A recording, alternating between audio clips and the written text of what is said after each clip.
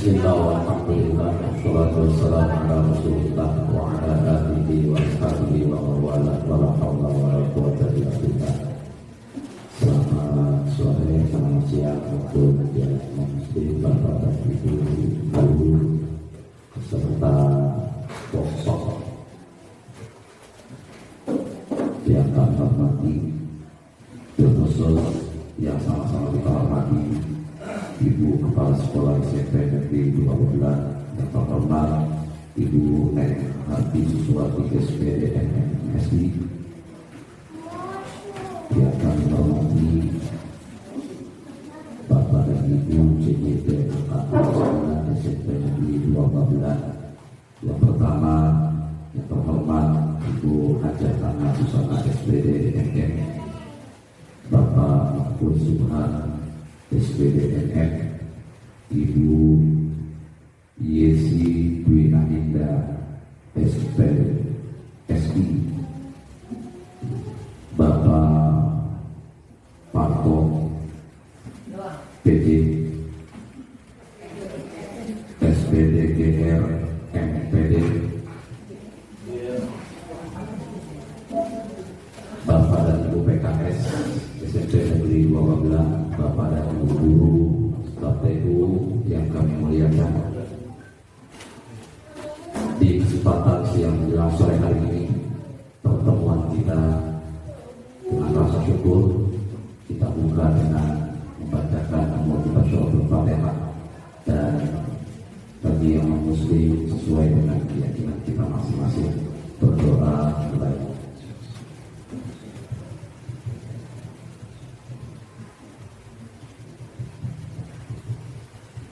Terima kasih. Untuk acara berikutnya kami mohonkan kepada Bapak dan Ibu beserta workshop diseminasi budaya positif sekolah SMP 12 berdiri untuk sama-sama kita menyanyikan lagu kebangsaan kita, lagu Indonesia Raya. Dimohonkan keseluruhannya berdiri.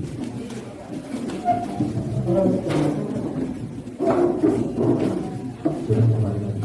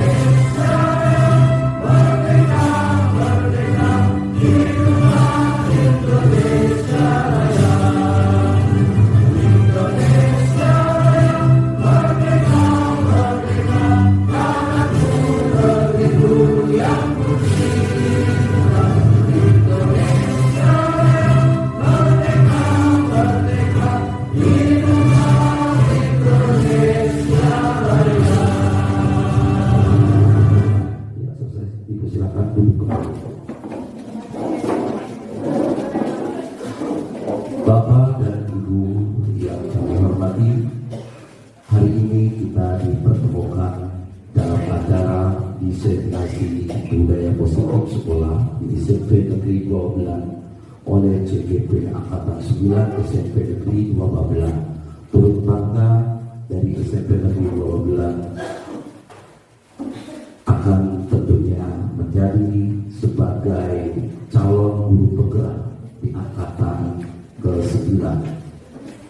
Yang pertama acara ini, mari sama-sama kata sambutan dari pimpinan sekolah, Ibu Kepala Sekolah yang terhormat Ibu Neneng Harti Suswati SPD MMSI, dipersilakan. Bismillahirrahmanirrahim. Assalamualaikum warahmatullahi wabarakatuh. Salam sejahtera untuk kita semua. Yang terhormat Bapak, Ibu, Wakil Kepala Sekolah, dan Bapak Ibu calon guru penggerak serta Bapak Ibu guru yang hadir di sini, terima kasih sudah hadir meluangkan waktunya di sini, karena saya berharap Bapak Ibu punya prinsip yang sama sebagai seorang pendidik, yaitu melakukan pembelajaran sepanjang hayat. Pendidik itu adalah orang yang tidak pernah berhenti untuk belajar, karena ilmunya sangat dibutuhkan oleh sekitarnya. Oleh karena itu hari ini kita akan belajar bersama. Boleh nanti Bapak Ibu dengarkan, lalu Bapak Ibu lihat, mudah-mudahan tersentuh hatinya yang masih punya peluang, yang masih ada umurnya yang 10 tahun sebelum ini, ya bisa mengikuti langkah dari CGP yang sudah ada di depan Bapak Ibu semua. Saya berharap jangan berpikir saya bukan PNS, saya bukan gastek, tidak itu. Ikuti saja semua selagi ada, selagi bisa, dan selagi diberi kekuatan oleh Allah. Kenapa? Ilmu itu tidak akan pernah ada kata tak bermanfaat. Pastikan bahwa ilmu yang kita punya pasti akan bermanfaat. Oleh karena itu, saya persingkat waktunya hari ini. Mudah-mudahan hari ini adalah tentang materinya apa, Pak? Disiplin positif. Ya, ini bisa dimanfaatkan oleh Bapak Ibu nanti di dalam kegiatan pembelajaran di dalam kelas. Setelah ini saya berharap ada perwakilan dari 3-4 orang di mana itu semua kalau bisa ikut CGP. Kalau nggak bisa CGP, silakan buka PMM-nya, bisa dilanjutkan, bisa dibentukkan dalam bentuk aksi nyata. Oke, dibuka deh PMM-nya, dipelajari sambil dengarkan. Jadi enak ada pemandu di depan, Bapak Ibu bisa lihat, oh ternyata ini loh. Belajar di mana saja dan kapan saja dan oleh siapa saja. Saya akhiri, wabillahi taufiq wal hidayah. Assalamualaikum warahmatullahi wabarakatuh. Waalaikumsalam warahmatullahi wabarakatuh. Terima kasih kepada Ibu Neneng Harti Suswati SPD yang sudah menyampaikan kata sambutan. Acara berikutnya, sebelum nanti acara ini kami serahkan kepada moderator Ibu Siti Khadijah. Mari sama-sama acara ini kita dengan berdoa terlebih dahulu, kami mohonkan kepada Bapak Ustaz Yoyo Sayudi untuk memimpin doa.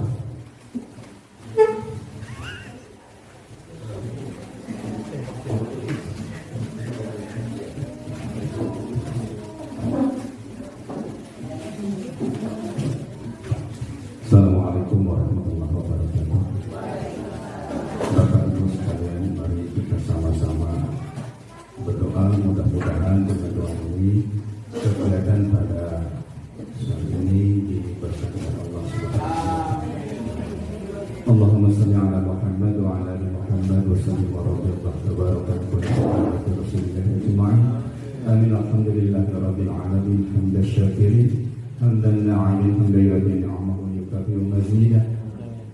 Ya Rabbana wa lakal hamdu kama yanbaghi li jalali wa ikramil karim wa 'azimi sultanik. Allahumma salli ala nuril anwar sil asrar kiriyatil aghyar wa miftahil badil yashar sayyidina Muhammadin al-mukhtar wa alihi al-athhar wa ashabil akhyar adada ni'amillahi wa ifdali. Rabbana atina fid dunya hasanah wa fil akhirati hasanah wa qina adzabannar. Subhana rabbika rabbil izzati amma yasifun wa salamun alal mursalin walhamdulillahi rabbil alamin. Assalamualaikum warahmatullahi wabarakatuh. Waalaikumsalam warahmatullahi wabarakatuh. Terima kasih atas doanya. Baik, untuk meningkat acara berikutnya, yaitu kita akan memasuki kepada acara ini. Kami mohonkan sebagai moderator Bapak parpol istrinya, itu Ibu Sugihon, dipersilakan ke depan.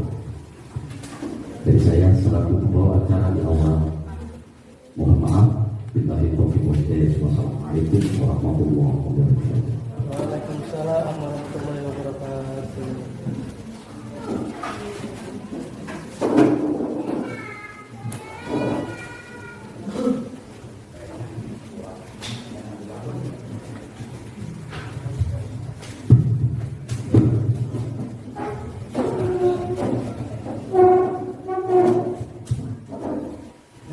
Assalamualaikum warahmatullahi wabarakatuh. Waalaikumsalam warahmatullahi wabarakatuh. Tingkat ke acara inti yaitu diseminasi budaya positif sekolah yang akan disampaikan yang pertama yaitu oleh Ibu Haji Ana Susana SPD NPD dengan tema pembelajaran dengan paradigma baru dan disiplin positif.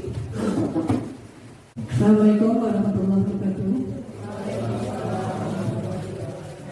Terima kasih atas kedatangan Bapak Ibu, kesediaannya Bapak Ibu untuk dalam rangka diskusi budaya positif di sekolah. Nah, di sini kami akan memaparkan beberapa budaya positif yang tentunya kita akan sama-sama mempelajari Bapak Ibu ya, mempelajarinya bersama-sama untuk kita terapkan kepada siswa-siswa kita agar bisa menjadi pelayan yang terbaik untuk siswa-siswa kita. Sebenarnya untuk budaya positif ini Bapak Ibu sudah pernah melaksanakannya di sekolah. Kalau boleh saya tahu, apakah Bapak Ibu sudah pernah melakukan eksperimentasi positif ini, budaya positif ini, atau ada yang belum tahu? Boleh. Diseminasinya itu apa? Diseminasi itu adalah pengingasan yang Bapak Ibu yang penerapan, ya, itu bahasanya. Adakah Bapak Ibu yang mungkin tanpa sadar sebenarnya sudah kita lakukan Bapak Ibu setiap saat kita lakukan, hanya mungkin kita tidak sadar bahwa itu sebenarnya kita sudah melaksanakan budaya positif itu. Bapak Ibu, apakah sudah ada yang bisa menjawab atau bisa memberikan satu contoh saja tentang budaya positif di sekolah? Apa? 5S apa ya? Oh, 5S. Oh iya, 5S. 5S itu apa ya, Pak? Oh, Bapak kan lebih halus yang ini, jadinya pikirannya sambung.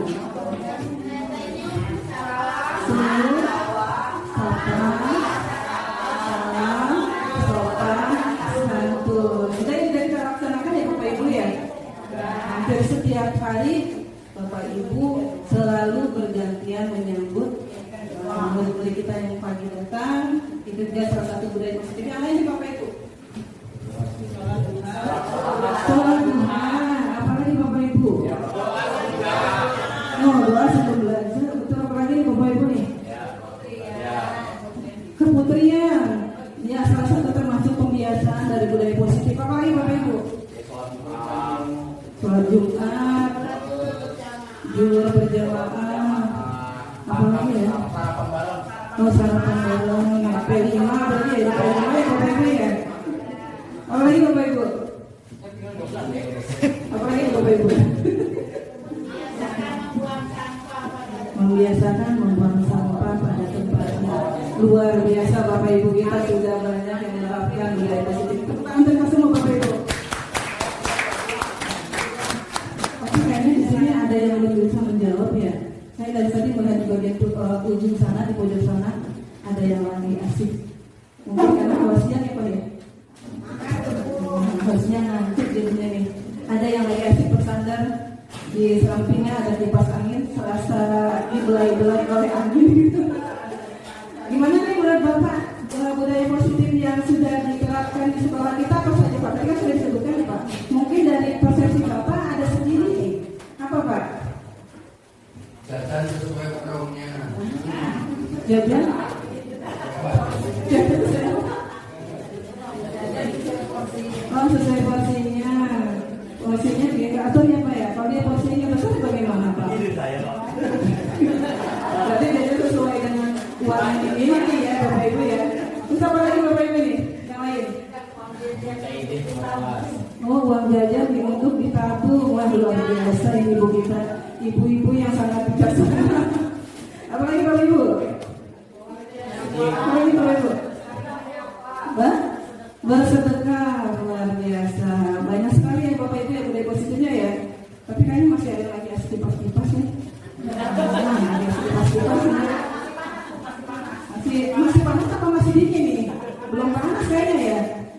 Ya, Bapak Ibu, sebelum kita melanjutkannya, saya pengen speaking dulu sebentar Bapak Ibu.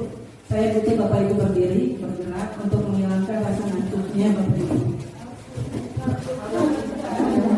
Saya duduk, yang di beda tadi.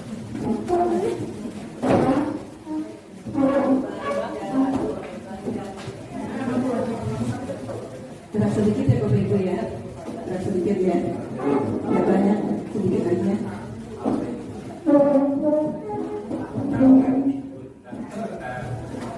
Kapan sih?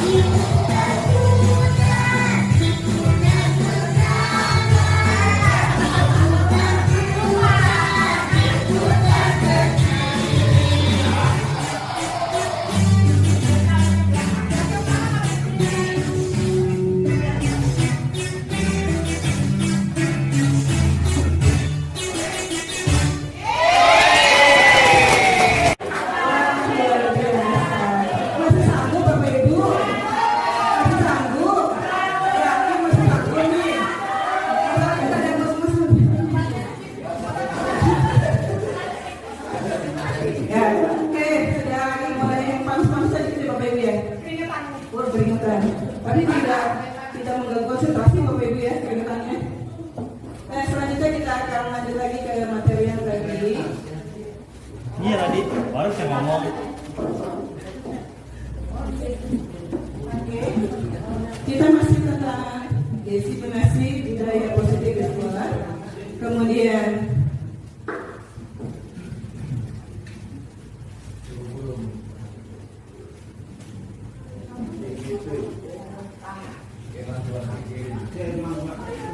apa sih yang dimaksud dengan budaya positif?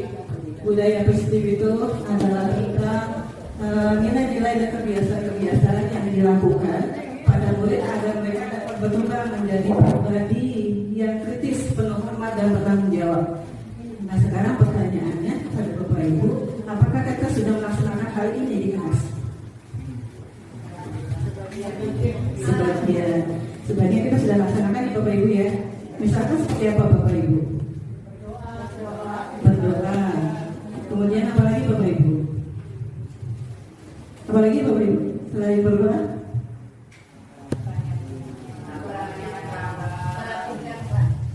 Merapikan kelas. Berdoa itu termasuk apa ya Bapak Ibu ya? Budaya positif dalam bidang apa? Sehingga kita diminta untuk budaya positifnya adalah membuat siswa berpikir kritis dan penuh hormat serta bertanggung jawab. Bertanggung jawab atau yang mana nih? Yang berdoa atau yang mana? Yang mana? Tadi membuang sampah pada tempatnya, mungkin tadi bertanggung jawab ya. Yang berdoa itu maksudnya kemana nih Bapak Ibu? Kalau Ustaz mungkin? Menciptakan doa. Doa apakah yang diciptakan? Mana Bapak Ibu? Bertanggung jawab. Bertanggung jawab terhadap apa nih Bapak Ibu? Kepada keyakinannya atau kepada Allah Subhanahu Wa Taala. Itu sudah kita lakukan ya Bapak Ibu ya. Jadi kalau yang belum melakukan, mudah-mudahan segera melakukan. Yang masuk kelas jangan lupa untuk berdoa atau paling tidak kita memberikan salam dulu. Kita membiasakan itu dulu kepada anak-anak dan pada diri kita juga. Kemudian selanjutnya untuk konsep kali ini yang akan kita bahas itu ada 8 Bapak Ibu. Yang pertama adalah tadi perubahan paradigma baru, kemudian disiplin positif, kemudian nilai-nilai kebajikan, motivasi perilaku manusia, kebutuhan dasar manusia, kemudian posisi kontrol guru, keyakinan kelas, dan segitiga restitusi. Dari 8 materi ini mana yang Bapak Ibu sudah pernah dengar atau Bapak Ibu pernah baca dan pernah menerapkannya? Yang mana Bapak? Keyakinan kelas. Seperti apa ya Pak? Keyakinan kelas itu seperti apa ya Bapak? Jadi di apa namanya?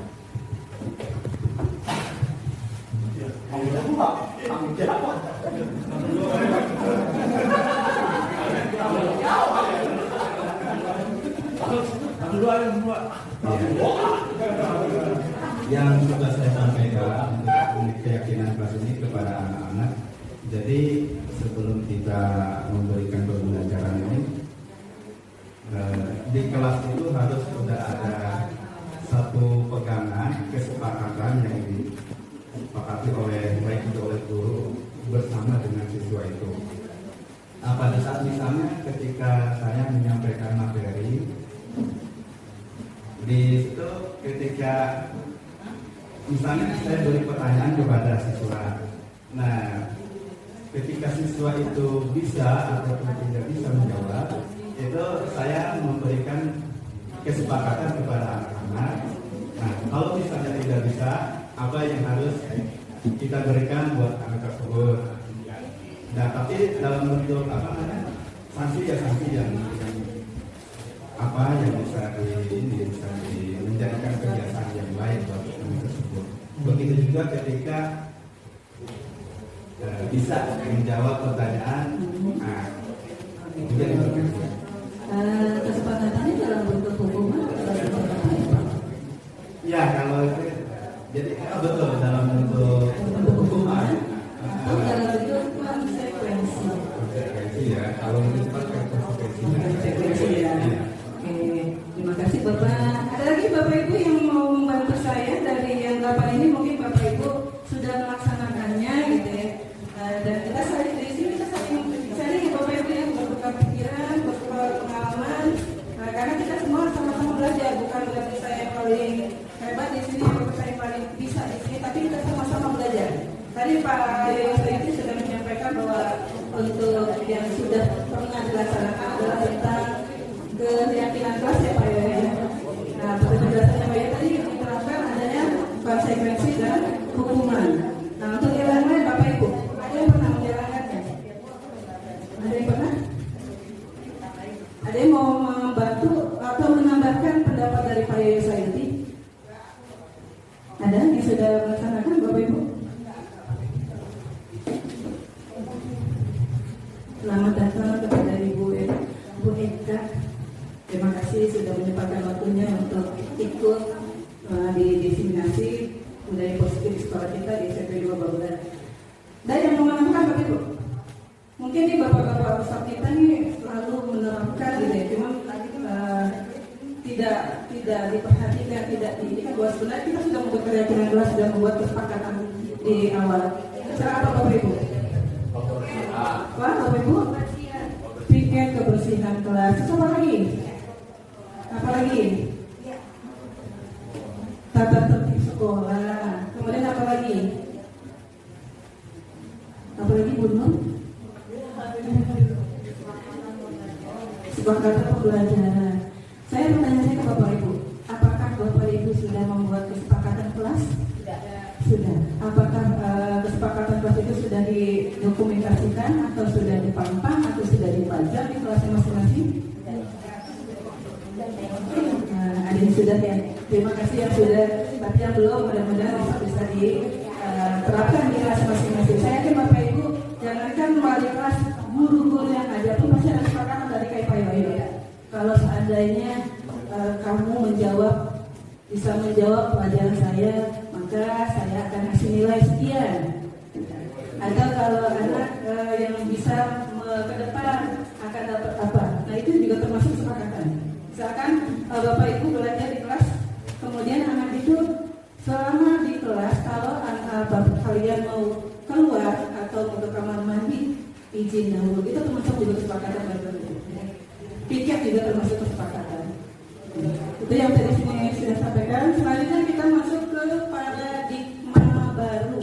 Apa sih Bapak Ibu paradigma baru? Kayaknya selama di 2 tahun ini paradigma baru ini sangat membuming, sangat viral. Apa Bapak Ibu? Paradigma baru. Paradigma baru. Kalau kita di TV pasti paradigma baru. Kalau kita lagi ngikutin workshop, webinar, pasti pembicaraannya adalah paradigma baru. Apa sih Bapak Ibu paradigma baru itu? Perubahan pola pikir ya? Pola pikir atau Pelajaran dari zaman masa pandemi ke normal kembali. perubahan dari masa pandemi ke new normal ya, normal yang baru. Mungkin yang lain ada lagi? Tadi sudah tepat dari Bu Sihor bahwa penjelasannya dari mana. Kita memang pernah mengalami masa pandemi di tahun berapa Bapak Ibu? 2019 sampai dengan 2021, berapa tahun nih Bapak Ibu ya? 23 tahun. Kemudian masuk lagi kembali ke masa normalnya di tahun 2022 yang kita sudah bebas. Nah itu juga termasuk perubahan paradigma baru. Yang berubah apa nih Bapak Ibu di situ? Muridnya berubah? Muridnya berubah? Sistemnya apa itu? Sistem gimana nih Pak? Online. Dari online. Dari mana? Dari daring menjadi luring. Terus apa lagi Pak yang menjadi perubahan Pak? Di 2022 kita berubah loh Pak soal kita. Jadi Pak, kurikulum merdeka. Jadi paradigma baru di sini itu adalah perubahan dari kurikulum 2013 ke kurikulum merdeka. Karena pada saat ini kita melaksanakan kurikulum merdeka. Kemudian, nah ini jadi yang dimaksud dengan pembelajaran dengan paradigma baru adalah pembelajaran yang dirancang berdasarkan prinsip pembelajaran terdiferensiasi. Sudah pernah dengar Bapak Ibu? Sudah pernah dengar? Pernah dengar? Belum melaksanakan? Oh ada kata kali barusan saya dengarnya. Ya betul. Ya itu namanya kejujuran ya Bapak ya. Kejujuran yang luar biasa gitu ya. Sering kita dengar, tapi sudah melaksanakan belum ya? Sudah melaksanakan belum nih Bapak Ibu? Mungkin sebagian sudah ada yang melaksanakan, tapi kita tidak tahu apakah itu berdiferensiasi atau bukan. Nah, dengan belajarnya kita akan fokuskan apa sih pembelajaran berdiferensiasi itu, seperti apa, ya. Mau seperti apa, mau bagaimana pelaksanaannya. Itu termasuk di dalam pembelajaran dengan paradigma baru. Selain pembelajaran yang berdiferensiasi, siswa belajar sesuai dengan kebutuhan dan tahap perkembangan sesuai dengan teori psikologi, profil pelajar Pancasila. Ini kelas 7, 8, 9 udah masyarakat ya Bapak Ibu ya. Sekarang saya mau nanya nih sama Pak Yoyo, Pak Wardoyo deh, jangan dia Pak Wardoyo lagi ya. Pak Wardoyo, karena kita di sini banyak Yoyo semua. Pak Wardoyo, Mardio, Pak Yoyo banyak Yoyo-nya gitu ya. Nah saya mau berubah yang kedua, yaitu Pak Wardoyo. Pak Wardoyo kan sudah ikut ya di P5 kan ya? Iya ikut. Nah, coba dong Pak, dimensinya apa saja sih Pak? Dimensinya apa saja Pak? Pak, Kita tuh buat ya. Yang bingung itu. Sebenarnya yang paham itu Pak Ali. Kalau dia sini. ya, karena Pak Ali yang lebih paham, nanti kalau Pak Ali bantu Pak Wardoyo untuk memahami. Apa saja dimensinya Bapak Ibu? Yang pertama Bapak Ibu, beriman dan bertakwa kepada Tuhan Yang Maha Esa dan ibadah mulia. Atau nyanyi aja ya? Nyanyi aja ya? Wah, dia langsung wah, nyanyi langsung gitu ya. Nah, kita nyanyi aja ya. Nyanyi aja mau apa ya Pak ya?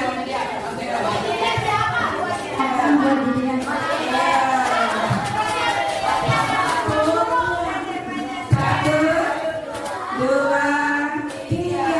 Belajar Pancasila, beriman dan bertakwa pada Tuhan Yang Esa dan berakhlak mulia, berkebinekaan global, gotong royong mandiri, dan bernalar fikri. Luar biasa.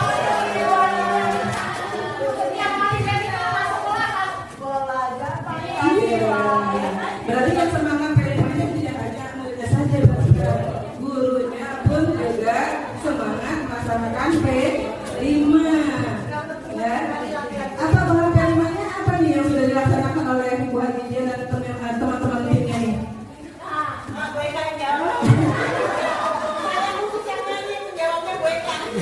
Ya, diberikan kepada tim yang lebih ahli lagi.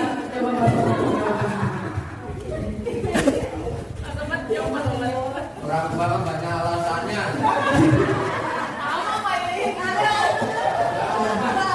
Dimensinya apa saja Pak? Yang sudah kayaknya sudah bagus banget, kesembilannya sudah luar biasa gitu ya. Semua kelas sudah luar biasa pada kelimanya. Ya, silakan. Ayo Pak, apa Pak semua? Yang mudah dilaksanakan. Ya. 14 bulan kan itu tentang mereka. Betul. Dalamnya ya yang udah kita gede kemudian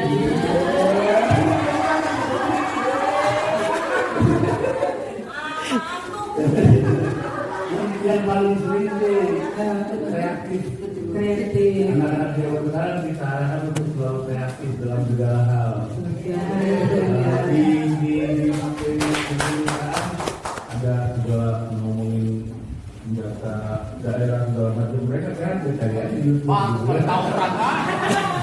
Sampai paling ada orang pulau kata yang banyak itu pokoknya dia jadi duit karena kan dia bicara semuanya duit kolaborasi apa namanya kolaborasi itu kerjasama ada gotong royong mandiri dan bertakwa kepada Tuhan Yang Maha Esa. Ya, tepuk tangan untuk mereka. Ya, itu tadi.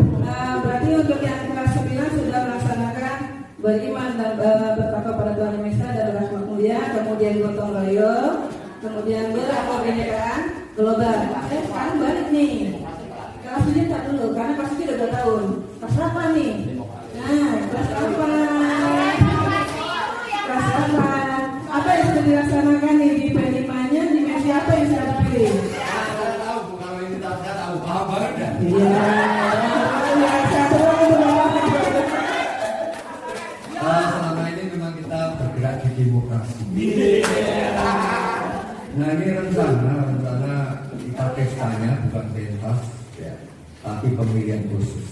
Jadi nanti awal itu Kemudian hari ini membuat bilik suara sama kotak.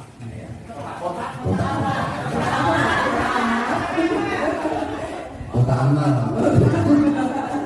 Oke, ya, terima kasih Pak Wardoyo yang sudah mewakili kelas 8. Kelas 7 mas sudah pasti. Yang satu kearifan lokal bangunan di Jawa Daraganya hampir sama dengan yang tahun lalu. Tapi ada keistimewaannya ya, kearifan lokal istimewanya apa nih? Bu Dea, timnya apa yang mau disampaikan paling pertama itu apa? Menumbuh kembangkan kreativitas budaya lokal, contohnya kayak menjalankan tari Bekasi. Tari Bekasi ya Bapak Ibu ya. Bekasi. Tari khas Bekasi ya, kalau kemarin makanan khas 12, sekarang tari khas Bekasi. Selain itu apa lagi Bu Dea? Palang pintu, kesenian Bekasi ya. Pokoknya kebudayaan yang ada di Bekasi. Nah untuk bangunan dan bangunan jiwa dan raga ini juga sudah ada. Mrs. Gimana Mrs. bangunan jiwa dan raga?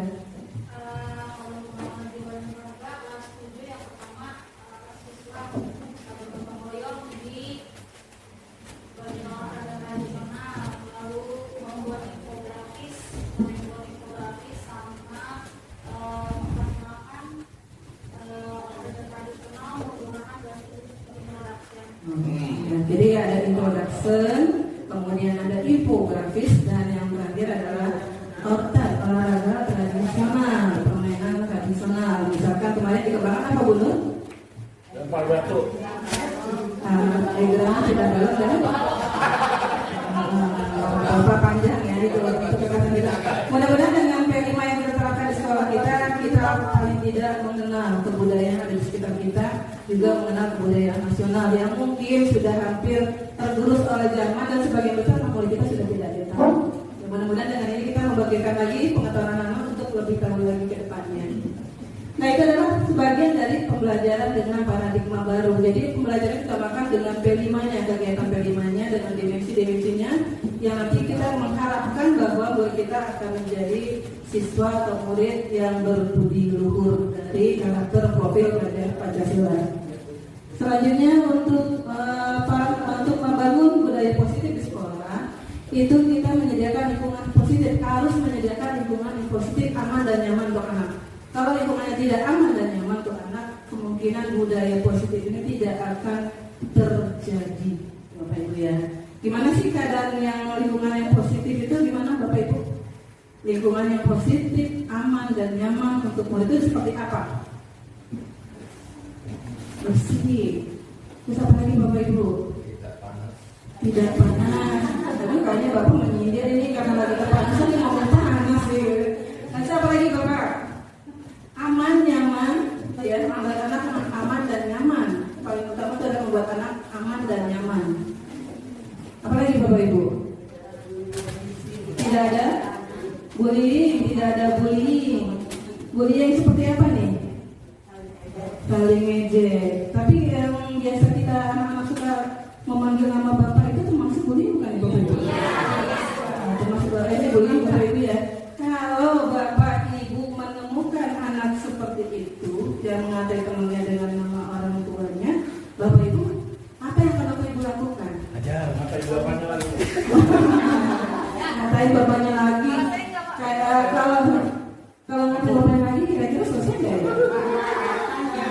Malah tambah ya, tambah banyak gitu maksudnya, tambah ya. Nah ini salah satu yang harus kita hadapi juga Bapak Ibu ya. Gimana caranya gitu? Kalau saya di kelas, kalau ada anak yang mengatai orang tuanya itu, saya bilang kamu kalau ngidolain bapaknya si A, si B, si C, tanda tangan, jangan disebutin namanya. Yang nyebutin nama itu biasanya aku yang sebutin. Yang suka itu disebutin kan? Yang suka dicap pasti itu dia suka ngidolain. Coba kamu minta tanda tangan aja. Akhirnya anak tersebut mudah-mudahan dengan kita seperti itu ada perubahan yang diharapkan ya Bapak Ibu. Nah itu tadi. Jadi selain kita bisa untuk menciptakan budaya positif itu harus ada lingkungan yang positif pastinya. Kemudian lazimnya di situ dikaitkan dengan kontrol dalam hal ini kontrol dalam menghadapi murid. Tadi ada Pak Yoyo tadi sudah menyinggung dikit ya bahwa ada kesepakatan tapi berkaitan dengan hukuman. Selama ini hukuman itu jadi efektif atau tidak? Efektif atau tidak? Lebih efektif yang mana? Konsekuensi dengan hukuman? Konsekuensi atau hukuman? Apa sih Bapak Ibu bedanya antara hukuman dan konsekuensi itu apa sih? Nah, sama aja ya. Kalau hukuman bentuknya seperti apa Bu? Kalau boleh kata Ibu sama saja seperti apa Bu?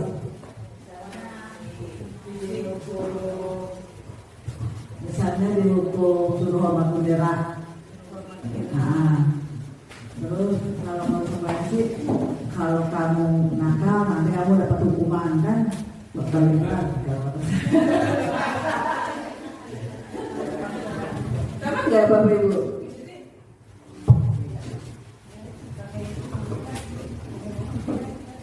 Kalau hukuman kan ya contohnya kayak tadi yang dulu bilang, misalnya disuruh hormat atau push up segala macam. Tapi kalau konsekuensi itu kita ada perjanjiannya dulu sama anak tersebut ya ada kesepakatan. Misalnya kalau kamu minggu ini nggak ngumpulin tugas ya nggak ada nilai, benar. Nanti pas di akhirnya anak tersebut kalau sampai waktu akhir itu nggak ngumpulin tugas beneran nggak ada nilainya dan dia merasa atau bentuk konsekuensi yang lainnya gitu. Nah, berarti secara garis besar kita bisa tarik kesimpulan kalau hukuman perlu rencana tidak? Tidak. Kalau konsekuensi perlu rencana tidak? Perlu. Itu bedanya Bapak Ibu ya. Itu berkaitan dengan konsekuensi. Selanjutnya, mispersepsi tentang teori kontrol. Ini Bapak Ibu yang Bapak Ibu bisa perhatikan bahwa ilusi guru mengontrol murid. Kemudian yang sebelahnya adalah ilusi bahwa kritik dan membuat rasa bersalah mampu menguatkan karakter. Kemudian yang bawahnya ada ilusi bahwa semua penguatan positif efektif dan bermanfaat. Yang terakhir adalah ilusi bahwa orang dewasa berhak memaksa. Yang berhak memaksa itu bagaimana Bapak Ibu? Seperti apa? Seperti apa dikatakan memaksa? Seperti apa Bapak Ibu? Yang dikatakan memaksa nih? Mengharuskan. Contohnya apa ya Bapak Ibu ya? Kalau kita dalam kelas contohnya apa? Apa Bapak Ibu? Memaksa dengan intimidasi sama nggak Bapak Ibu? Contohnya apa Bu? Jujur gitu ya, memaksakan itu ya. Kemudian apa lagi? Apa lagi? Oh, kedisiplinan. Oke, apa lagi Bapak Ibu? Atribut. Itu berkaitan dengan kelengkapan seragam ya. Kemudian apa lagi Bapak Ibu? Itu termasuk ke dalam ilusi bahwa orang dewasa berhak memaksa ya Bapak Ibu ya. Nah biasanya kalau kita berhak memaksa itu kita biasanya berkaitan dengan konsekuensi Bapak Ibu. Jadi kita sudah ada perjanjian, maka kita akan memaksa anak itu melaksanakan. Beda dengan hukumannya Bapak Ibu ya. Selanjutnya perubahan paradigma baru itu ada terdiri dari stimulus respon dan teori kontrol. Di sini siapa sesungguhnya yang memiliki kontrol? Stimulus respon di sini mengatakan bahwa kita mencoba mengubah orang agar berpandangan sama dengan kita, memaksakan bahwa pandangan dia sama dengan kita. Orang itu seperti dengan kita, orang itu seperti kita. Itu stimulus respon. Kemudian perilaku buruk dilihat sebagai suatu kesalahan.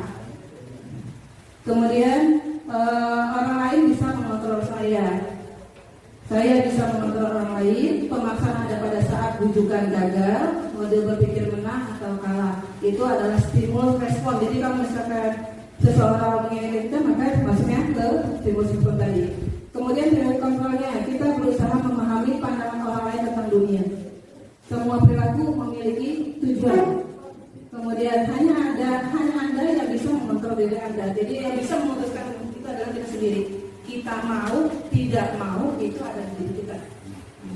Jadi jangan berdasarkan kata orang, ayo kita ikut, enggak. Tapi kita punya daya kontrol yang tinggi untuk diri kita sendiri. Kemudian Anda tidak bisa mengontrol orang lain. Kolaborasi dan konsensus menciptakan pilihan-pilihan baru. Mode berpikir menang. Ini adalah termasuk dari teori kontrol. Selanjutnya disiplin positif. Nah, disiplin positif ini berasal dari kata disiplin yang artinya belajar. Kemudian disiplin mengacu pada disiplin diri yang memiliki tanggung jawab terhadap apa yang dilakukannya berdasarkan nilai-nilai yang diyakininya.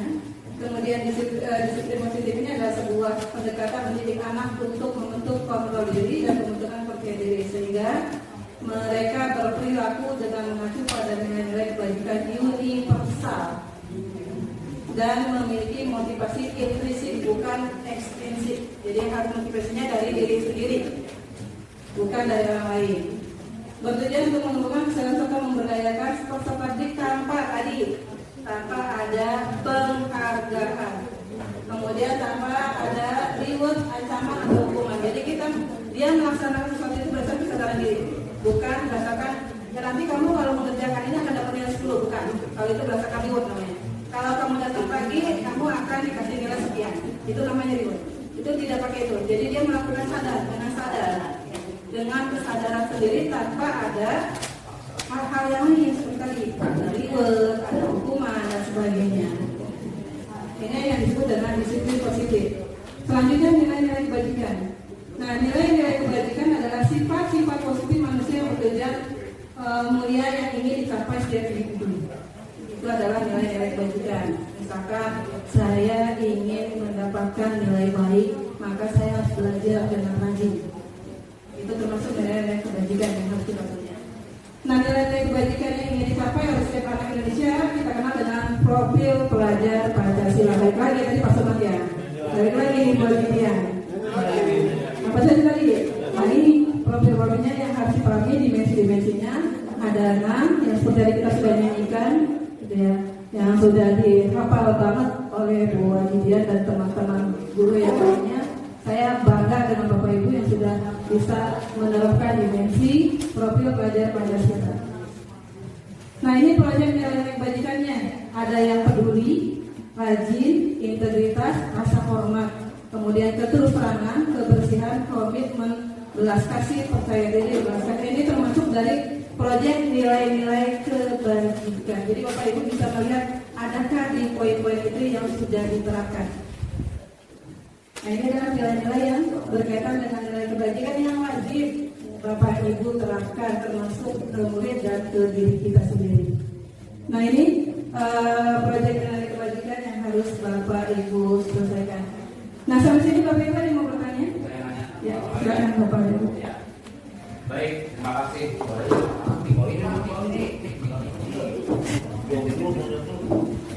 Calon guru bergerak kalau perlu.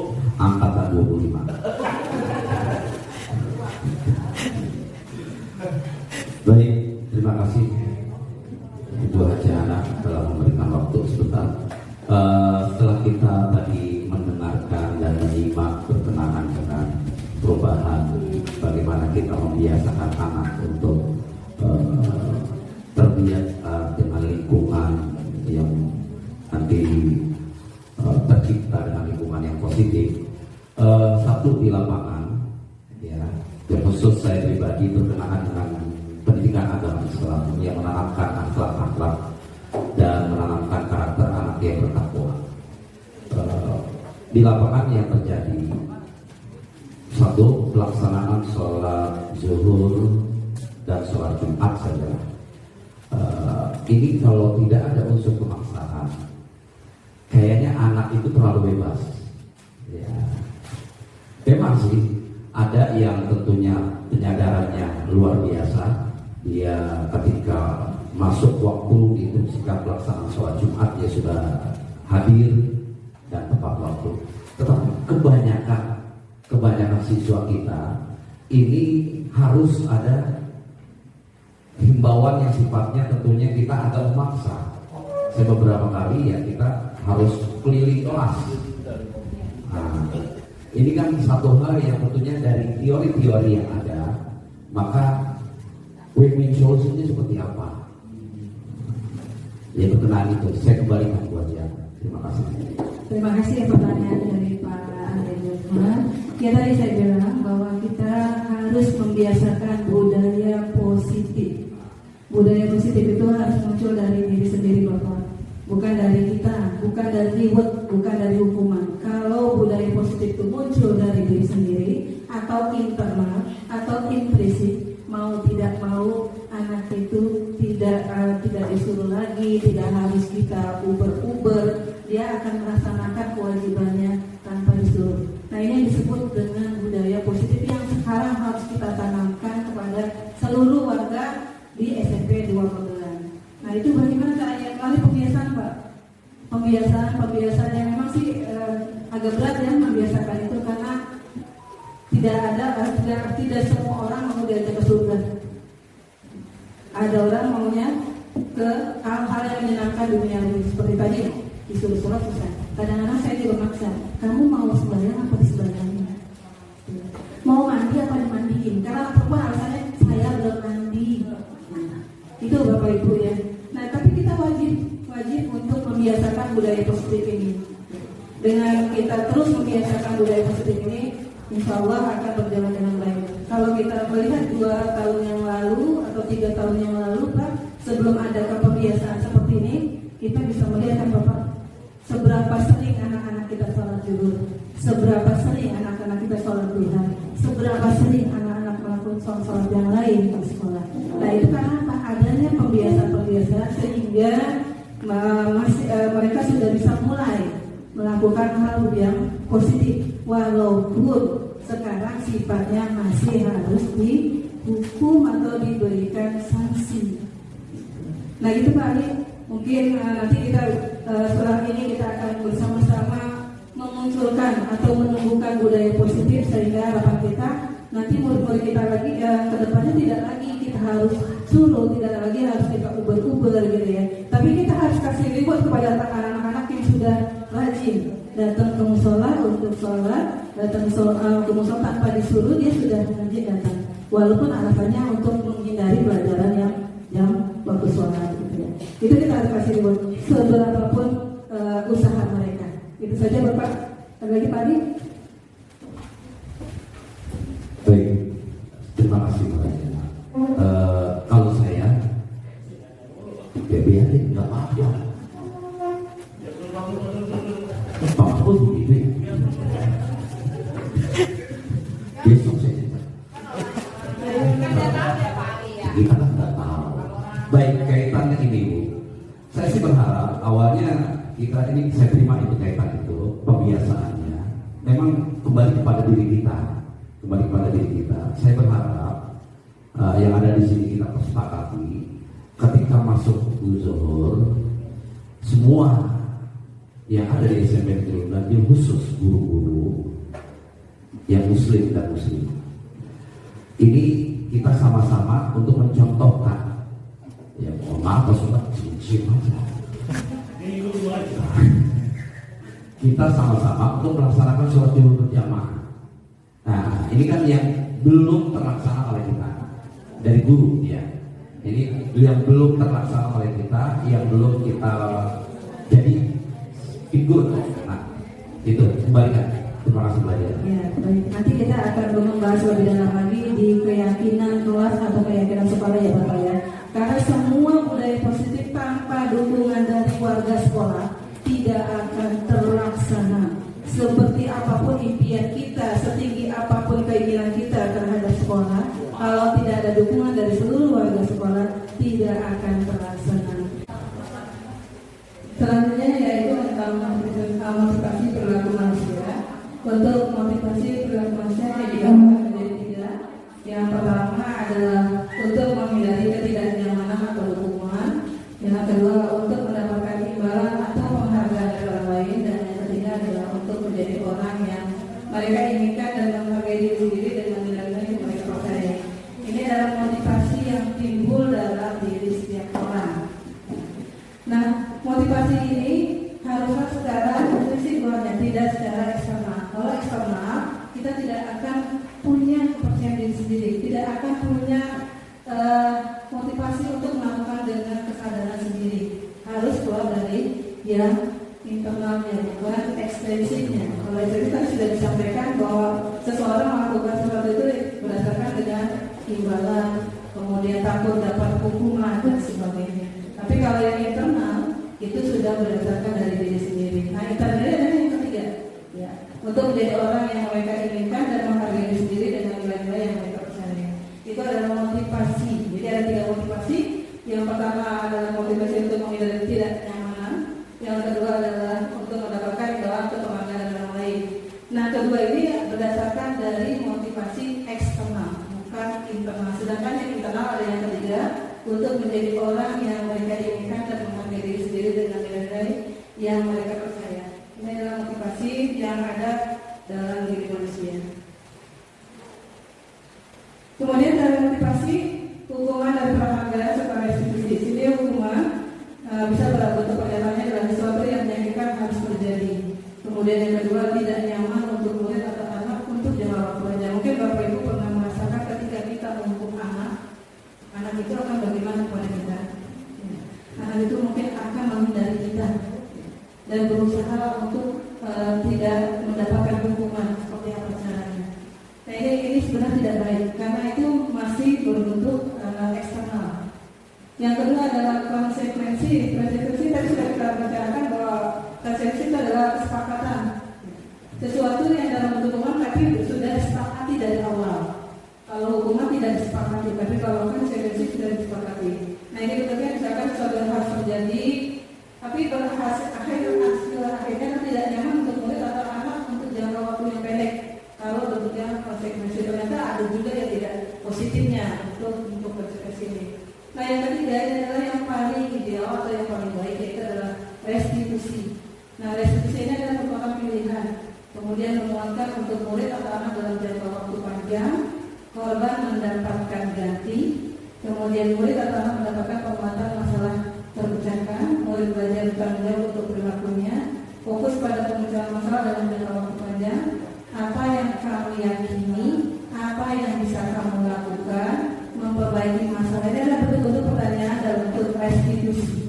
Kemudian yang terakhir adalah murid atau anak menghormati dirinya dan orang lain.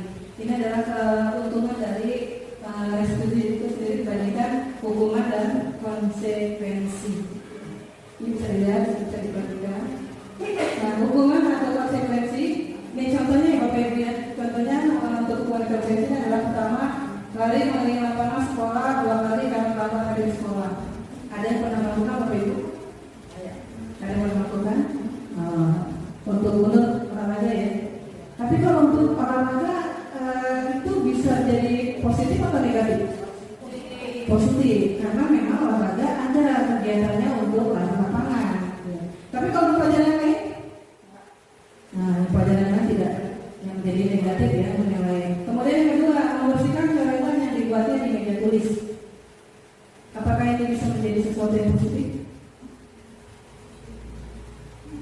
Kita lihat di kelas ini banyak sekarang coret-coret meja, hampir semua meja itu tertuliskan tulisan mereka, entah tulisan yang baik maupun tulisan yang tidak baik. Itu masih ada. Nah, membersihkan coretan yang dibuat di meja ini apakah termasuk hukuman atau konsekuensi? Nah, konsekuensi ya, karena kalau dia mencoret-coret meja, ada kesepakatan maka dia harus membersihkannya. Yang ketiga, murid diminta untuk push up 15 kali karena tidak menggunakan masker sekolah. Itu termasuk hukuman atau konsekuensi?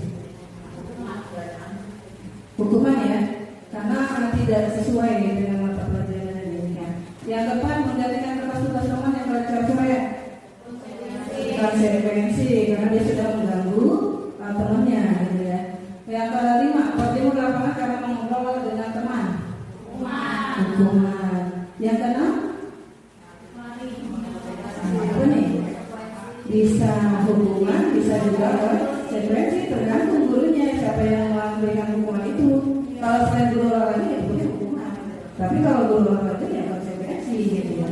Kemudian yang ke-7, hukuman. Yang ke-8, konsekuensi karena dia bertanggung jawab ya. Yang ke-9, konsekuensi karena dia tidak menyelesaikan tugas-tugasnya. Kemudian yang ke-10, hukuman ya. Jadi Bapak Ibu bisa membedakan mana yang hukuman, mana yang konsekuensi. Selanjutnya, nah ini masih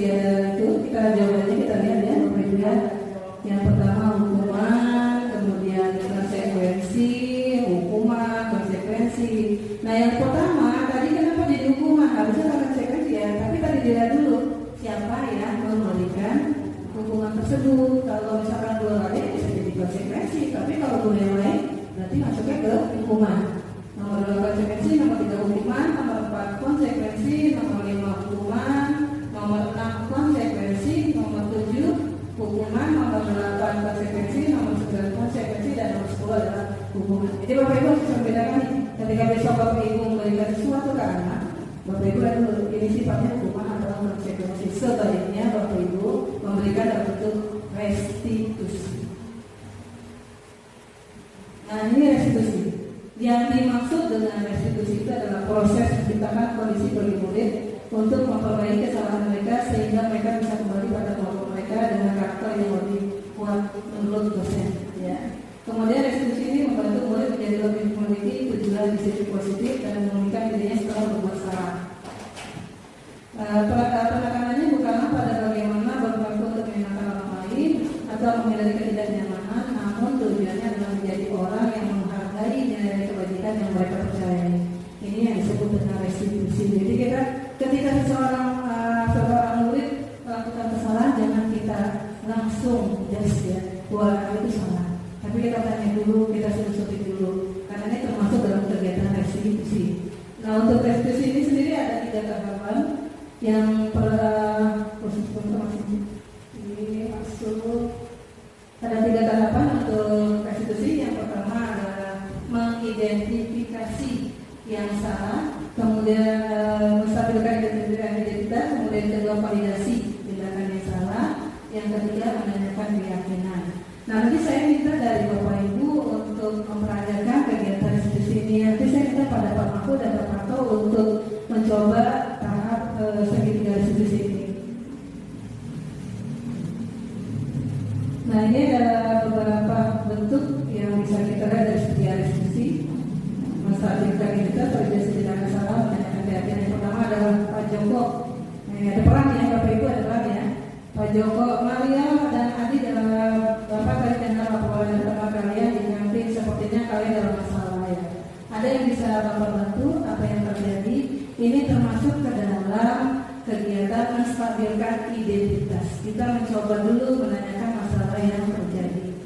Kemudian selanjutnya kalian yang Bapak makanan yang kenal wajah budinya ketika dia sudah lewat. Ini kita berusaha ada di tindakan-tindakan yang di 3 ini. Menstabilkan kita, validasi tindakan salah, menanyakan keyakinan.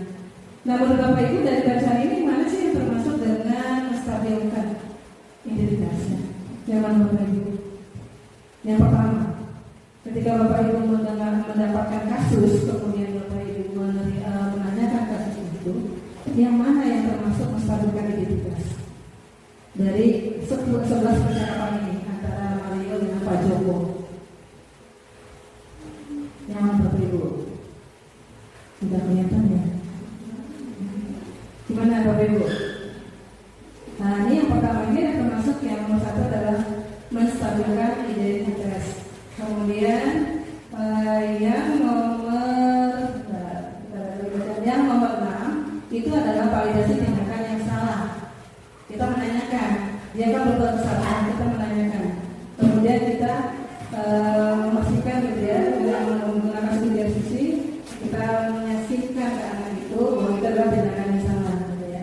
Kemudian yang menanyakan keyakinan itu ada pada proses nomor 8. Ya. Nah ini adalah segitiga restitusi yang bisa kita terapkan untuk ke siswa dalam menyelesaikan masalah. Jadi tidak boleh Bapak Ibu, mungkin Bapak Ibu selama ini udah pernah melaksanakan itu, tapi tidak seluruhnya. Paling hanya ada di nomor 1 menstabilkan identitas atau juga bisa sampai ke menanyakan keyakinan, tapi tidak ada validasinya dulu.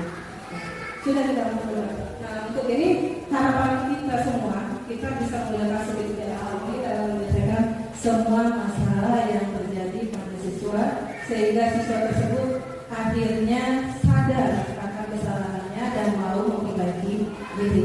Nah ini nanti akan saya minta contoh 2 orang, yaitu Pak Mahfud dan Pak Mahfud untuk berperan dalam segitiga diskusi ini. Ada yang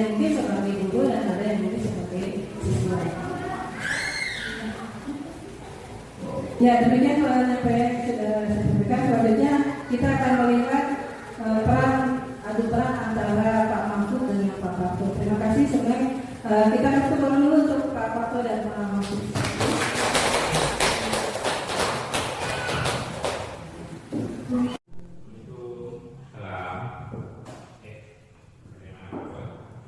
Dari kelas Oke. Gak tahu alasan Bapak panggil. belum Belum tahu. Iya. Tadi pagi Bapak keliling ke belakang. Terus di situ ada tulisan nama Mahfud. Coba kita berarti kan di situ kan ada tulisan tembok yang ini di belakang kelas ini ada tulisan bagus sekali itu namanya. Tapi ya bagaimana Mahfud? ya Pak, maaf Pak, salah Pak ya. Ya oke, ya nggak apa-apa. Itu kesalahan itu ya bukan berarti kamu gagal ya, tapi bisa menjadi sebuah introspeksi diri buat kamu jadi sukses ya. Kemudian untuk menurut kamu ya, alasan apa yang menurut kamu bikin tulisan itu? Pasti kan ada alasannya, kamu ingin nulis di belakang tembok ini, di belakang kelas. Iya, Pak. Apa alasannya? Sebetulnya pengen terkenal aja Pak. Oh, Ya keren gitu Pak, kayak yang lain. iya. Berarti kamu ingin menjadi terkenal ya? Iya. Nggak apa-apa sih, itu alasan yang wajar ya. Nah berarti ada mungkin perlu ada yang perlu dikembangkan keinginan kamu untuk menjadi terkenal ya. Iya. Kemudian ada hal lain lagi mungkin alasannya kamu? Enggak sih Pak, cuma pengen nama saya disebut-sebut aja gitu Pak. Oh gitu ya. Oke. Berarti selama ini belum terkenal ya? Belum. Oke, maaf Pak. Ya, terus menurut Mahfud nih yang kamu tulis ya, kamu tidak menulis pada tempatnya, ya kan? Di belakang tembok. Menurut kamu bagaimana? Ya, Sendiri. menurut saya salah Pak sebetulnya. Saya sudah melanggar kesepakatan keyakinan kita Pak, keyakinan Ya. kelas gitu Oke. Pak. Keyakinan sekolah atau keyakinan kelas apa yang enggak Mahfud? Tidak menjaga kebersihan Pak. Oke. Terus bagaimana selanjutnya menurut Mahfud? Ya saya coba perbaiki Pak. Saya hapus Pak nanti. Oke, bagus ya. Ketika diperbaiki, terus untuk selanjutnya, berikutnya bagaimana? Tidak akan mengulang lagi Pak perbuatan itu. Ya, bagus ya.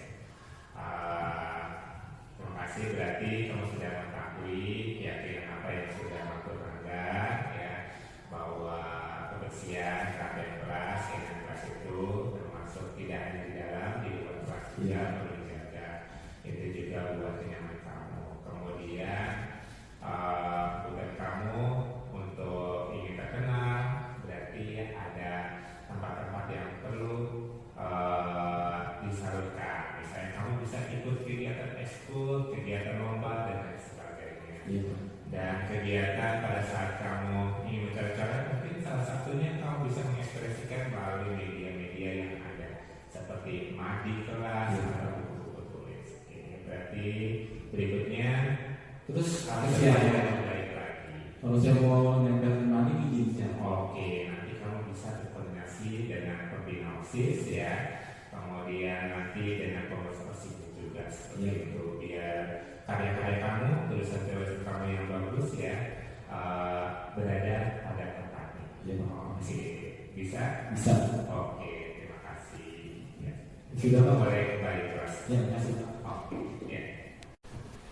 Tadi adalah kasus yang sudah disampaikan oleh Pak Mahfud dan Pak Parto, adalah salah satu kasus yang diselesaikan dengan menggunakan restitusi. terjadi di kita setiap waktu, setiap saat. Nah, mengatasinya itu bisa melakukan tadi cara-cara seperti tadi, sehingga hasil akhirnya siswa itu menyadari bahwa kesalahan dia itu seperti apa dan apa yang harus dia perbaikinya.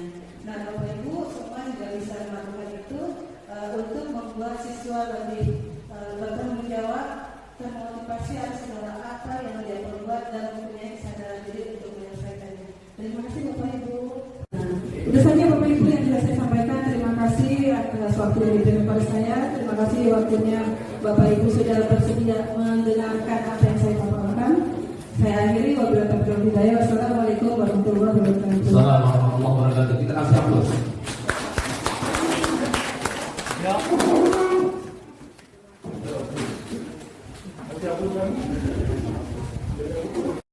Assalamualaikum warahmatullahi wabarakatuh. Perkenalkan, saya Nidia Rizky Adimasita, guru bahasa Indonesia di SMP Negeri 12. Di sini saya akan memberikan umpan balik atau refleksi dari kegiatan diseminasi budaya positif yang dipaparkan oleh Ibu Haji Hana Susana SPD MM CGP Kata 9. Menurut saya sangat menarik karena memberikan gambaran langkah disiplin positif yang harus dilakukan oleh seorang guru dalam kegiatan pembelajaran serta memberikan dampak baik bagi perubahan budaya positif di lingkungan sekolah. Sekian, wassalamualaikum warahmatullahi wabarakatuh. Assalamualaikum warahmatullahi wabarakatuh. Saya Isti Soleha, guru di SMP Negeri 2 Pabelan. Saya akan memberikan tanggapan tentang hasil dari diseminasi budaya positif sekolah yang disampaikan oleh Ibu Hana Susana SPDM CGP Angkatan 9. Dari pemaparan yang diberikan, saya cukup paham tentang apa itu budaya positif sekolah dan juga bagian-bagian yang ada di dalamnya. Salah satunya adalah tentang yang namanya konsekuensi dan hukuman, dan juga saya jadi mengetahui apa yang dimaksud dengan segitiga restitusi. Saya harap budaya positif sekolah yang disampaikan oleh CGP dapat diterapkan di sekolah kami. Cukup sekian dari saya, kurang lebihnya mohon maaf. Terima kasih. Wassalamualaikum warahmatullahi wabarakatuh.